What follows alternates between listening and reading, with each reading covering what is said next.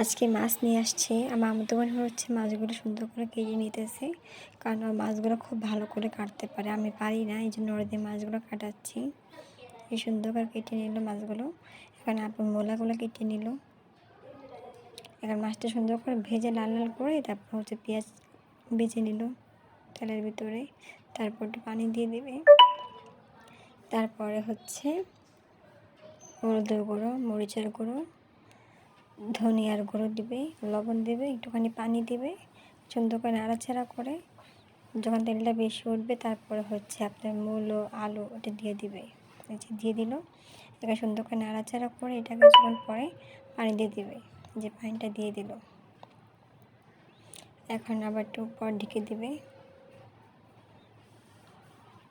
যখন ঢেকে দিল এখন একটু পরে আবার নাড়াচাড়া করে সুন্দর করে দেখো যখন যে মোলাটা সিদ্ধ হয়ে গেল তারপর হচ্ছে মাছগুলো দিয়ে দিবে। এই মাছগুলো দিয়ে দিল, মাছটা সুন্দর করে লাল লাল করে ভেজে তারপর মাছগুলো দিয়ে দিল। এখন হচ্ছে আপনি একটু পরে হচ্ছে জিরার ফাঁকি দিয়ে দিবে, তারপর হচ্ছে আপনি ধনিয়া পাতা দিয়ে দিবে। এই তো তরকারি হয়ে গেল। এখন একটুখানি জল শুকানোর পর তরকারিটা নামিয়ে ফেলবে। এই যে নামিয়ে ফেললাম।